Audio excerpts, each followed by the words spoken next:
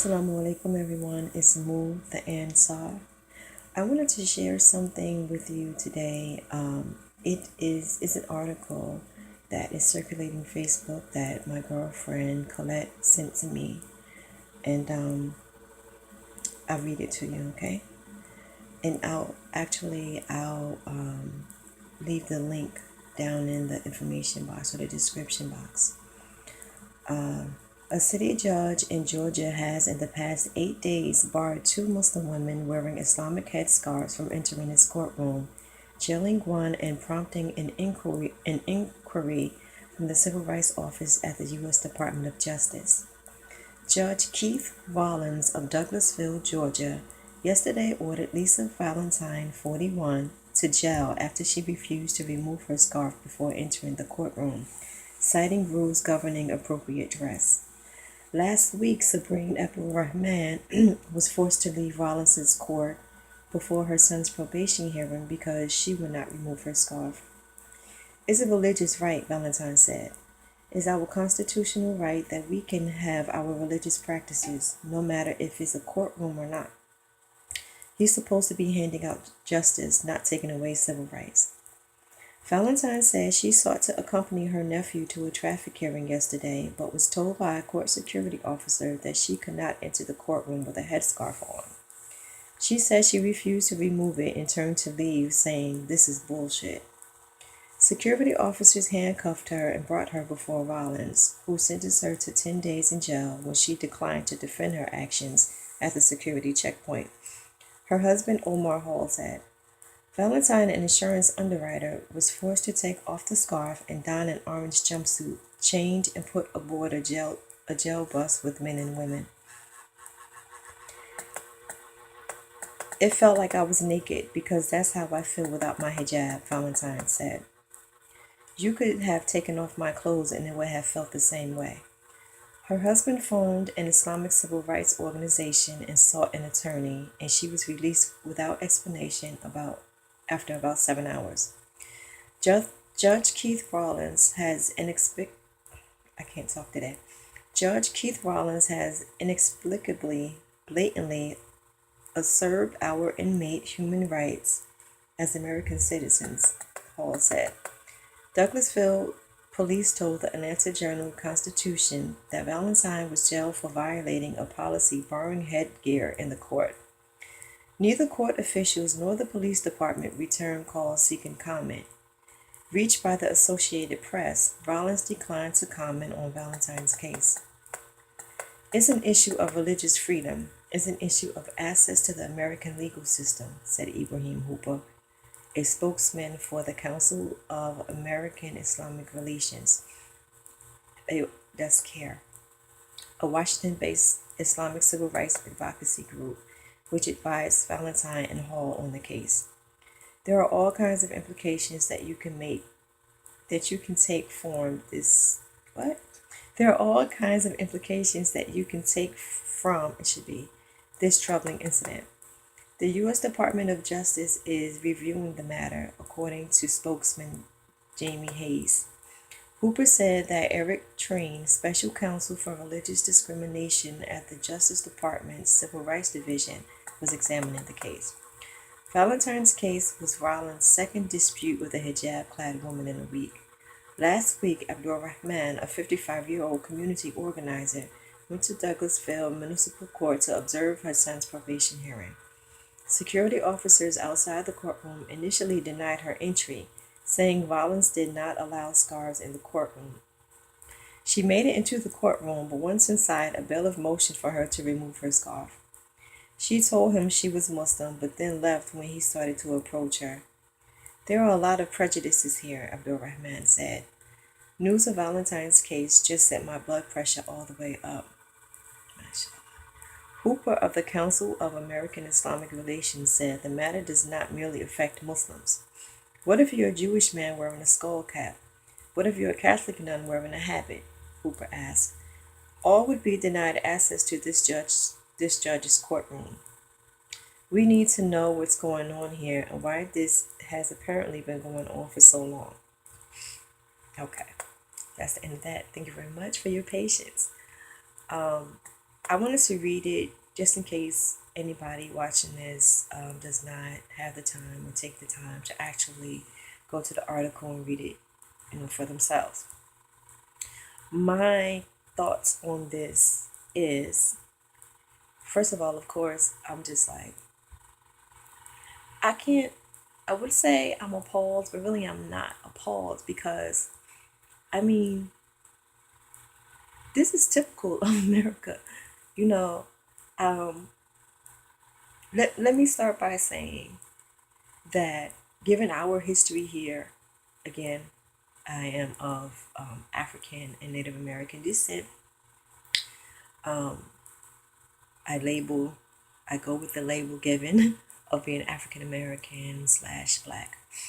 That's who I am, that's what I am.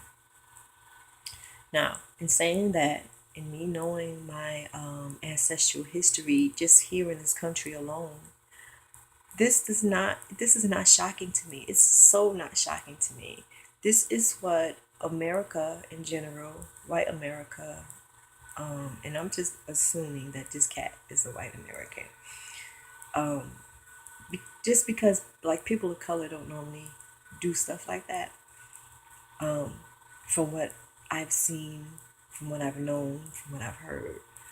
Um, but nonetheless, whatever, you know, again, generally speaking, Americans are basically like that.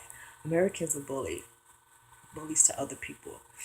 And we as Muslims have to, in my opinion, have to come to grips with we are Muslim. We're Muslim.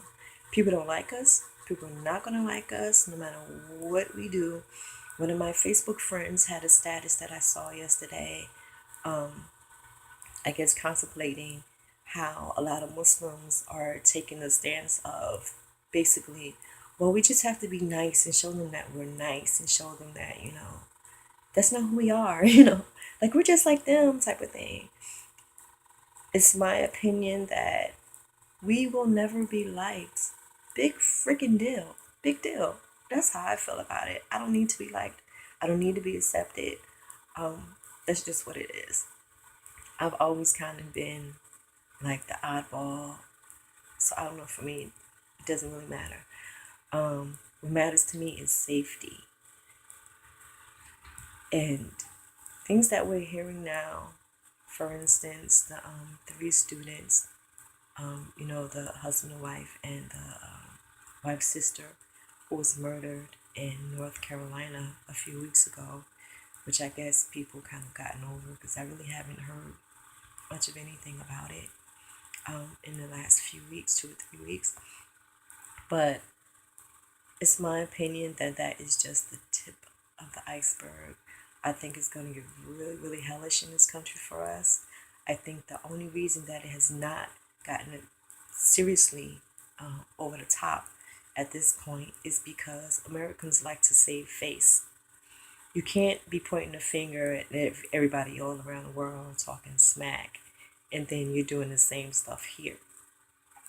As they used to do back in the day, like with South Africa and South Africa's apartheid, when they had the Jim Crow laws right here in America. Like, seriously, you had segregation, you had lynching, and all that sort of thing right here in America. And of course, things are still going on, but it's scaled down tremendously on a lot of levels, on some levels, and other things are being done sort of underground. It's not just blah in your face, blatant with it, bling with it. And I think the only reason, again, that those things aren't just outright being done to Muslims is because they want to save face. It can't just be like, okay, we're just going to do this. We're going to exterminate them like we did the natives. We're going to exterminate them like we did, the Africans and the African Americans here. But I do believe 1,000% that things are going to get far worse for us here in this country. If you just want to talk about, what do they call it? Like prophecy. Things are going to get real rough here for us. What you going to do? You know, I would ask the sisters to stand strong. I lived through I lived through September 11th, very close to New York where it happened, like maybe, I don't know, driving maybe 30, 40 minutes away. I said in another video I believe I said in another video that I did on my 9/11 story, that from my window, I could see the Twin Towers. It was a part of what they call like the New York skyline. And when the towers went down, I could see the smoke from it for an entire month. It was smoking. And but I know and I remember the backlash that was going on against the Muslims. And it really wasn't that long ago. So a lot of people, maybe that seemed like a long time ago, but it really wasn't. And I know what was going on, what was happening to us, in particular the Muslimas, the Muslim women.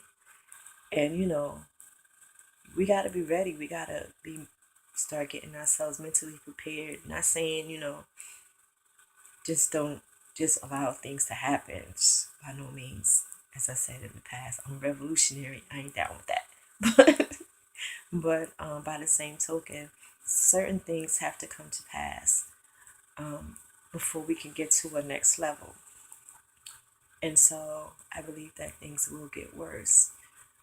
Where I live, I've said before, I'm sure I've said before, there are virtually no Muslims.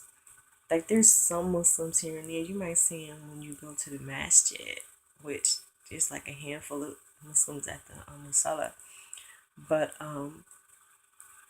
they're like not here, And so, my daughters and me, we cover. My sons, everybody know we're Muslim. Everybody know we're black. Ain't really too many blacks around either. Really, in my town, there's us, and I saw one black man walking one day, and he didn't look like American. And a store about 5 minutes from here, I saw like an older couple. They were black, and they were speaking another language. We acknowledge each other, you're black. But those are like, so I'm assuming maybe they're from the same family, but we're like the only ones. We don't like really see each other. Like I don't know where they live or anything. So I said that to say it can get dangerous. And trust me when I tell you, the white folk around here, they're really nice. I like the town. It's very quiet and stuff like that. They're very nice. And I work, as I said before, I work with predominantly like, white constituency. But, and they're like mad cool and everything. But let me tell you, their beliefs about Muslims and Islam come straight from Fox News. That's their thing. And they read these little things and stuff like that. They just, like most Americans, they just go on whatever they're given from the media.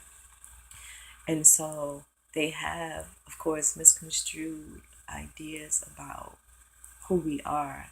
And even though, it's like, oh yeah, I know a Muslim girl, she's nice, that doesn't mean anything when it comes down to you pick a side. Everybody has to pick a side eventually.